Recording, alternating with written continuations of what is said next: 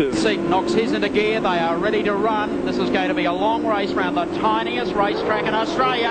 And Bowe gets away smartly, but Wayne Gardner was the big improver, and he'll try and get across here and run third into the first corner. And Crompton follows, so it's pretty tight as they head downhill to the next right-hander, and Peter Brock was up smartly. He's dicing very, very hard here with the two Coke Commodores. Bowe gets away.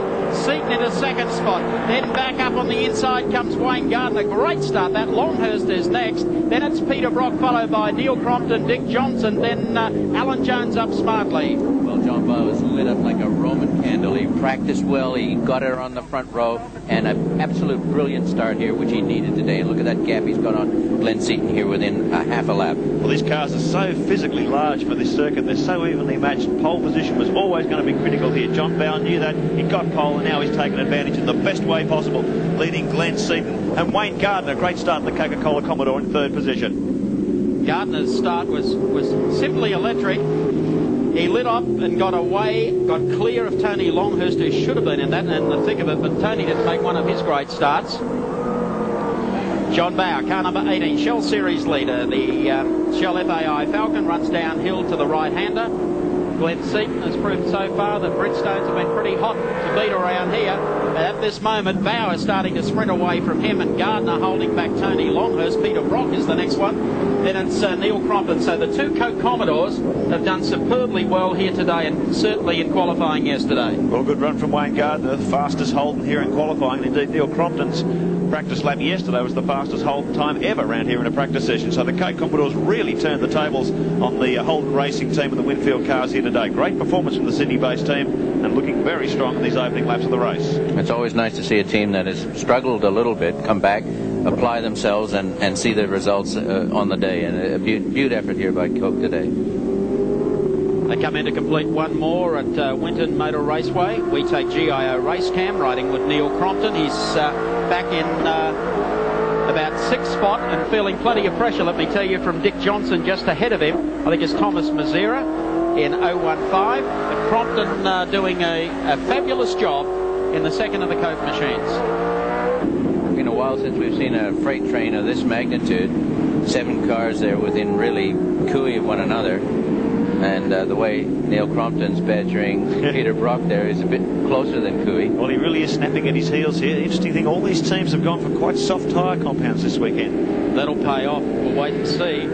Just a little later, Larry Perkins driving the Castrol Commodore, having some trouble because a couple of the privateers have snuck past Larry, so he's dropped back in the pack a little bit. And I think I saw Bob Pearson just up ahead of him. Yeah, well, he's resting his elbow there on the driver's door. It doesn't look like he's... No, not the normal speed coming out of that car. Larry fiddling with his console where he keeps all the controls for the car. I think he's definitely cruising into the pits here. It's a great shame. Larry qualified seventh position. Winton, of course, his home test track, but he's soldiering on. So see how he goes. He's currently running. Just looking at the lap board there. Can't see him, so he's well down the order at the moment. All the privateers, including young Romano and Trevor Ashby and Mark Larkham and David Attard, have all gone past, including Bob Pearson. So Larry's dropped back in the pack and running back in, I think, about third last at the moment. It's John Bowe at the head of the field. 1.4. There's one in trouble there. A huge amount of tyre smoke. Let's see when the smoke clears who's in amongst that lot. It's Wilmington. Wilmington, is it? Looks like he's had a massive engine blow or something there, Alan. He had a little trouble this morning in the privateer's dash, and I think Gary just having a little trouble getting to grips with the circuit here at Winton. John Bowe still in control. 1.4 seconds over Glenn Seton, and quite a gap. 4.5, almost 5 seconds back to Wayne Gardner. Longhurst. We take Dunlop Racecam aboard Dick Johnson's car. Johnson currently running in 7th position behind Crompton, just ahead of him 6th. And that leading quartet trying to catch up with Bowe and Seton. Bowe, Seton, no doubt about it, class of the field here at Winton this afternoon. Tell you what, the scrap between Bowe and Seton has been on since the start. And Bowe got well and truly away from Glenn Seton, but I have a feeling that that gap is starting to come back down, and come down quite quickly. There they are.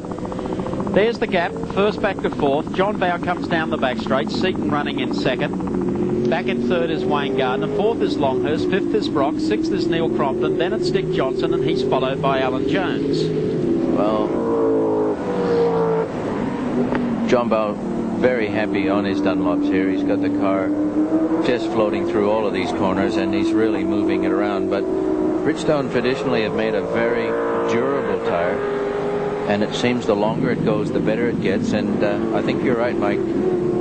Glenn might just be shadowing him. Well, he's brought it down under 1 second that last time across the start-finish line. 8/10 of a second the gap between Bowe and Seton now, so really chopping into Bowe's lead. Glenn told me earlier this morning, the warmer it gets, the better he'll go. So Seton honing in on the back of the Shell Falcon. Of course, Winton, the nature of the track, it's so tight that getting up behind John Bowe is one thing, but passing him is quite another. And John Bowe has shown in many races in the past he is a very, very difficult customer to pass. It will be the widest Falcon in Australia over the next half hour. As Tony Longhurst pointed out in that interview with Andy Raymond at the start, he remembers a little dash or two around here with John Bowe. Yeah, they've certainly come to blows a number of times. Aha, it's getting closer up front. We're going to get a real race out of this. Sure is. Critical stage of the championship too. John Bowe trying to defend a buff. 162 points. Seton's on 113. 50 points covering the top four. Well, this looks like going right down to the wire. Seton is the man who wants to make it happen. Take as many points as possible off Bowe. And keeping in mind also, Seton, as I said earlier, is the prime mover in this championship, was doing nothing early. In the last 2 rounds, he's come up with the goods. And John Bowe would be well aware of the number of points he's in front and thinking, oh, anyone but Seton. Exactly. This is the bloke he called a girl a few months back. Well, I think John Bowe will be very thankful that Glenn Seton had a few poor performances in the beginning of the season, because had Glenn amassed a greater amount of points by now, this would be a very worrying time for John Bowe. I think John's trying to keep it right as quick as he can run this and still conserve. So they have cleared well and truly out from Wayne Gardner, who's doing a fab job in the Co-Commodore. Brocky's just holding out Longhurst, then Neil Crompton, then Dick Johnson, then Alan Jones. And a bit of daylight then back to Thomas Mazera. Then it's Jim Richards and Mark Scaife. Well, lap 11 of 34, getting well into this contest here. That's the team I can't understand, and I'm not putting or bagging at all. But I can't believe the Winfield team, Freddie Gibson's team. I said I thought they'd selected reverse for the weekend. I cannot recall seeing that team out of the top 10.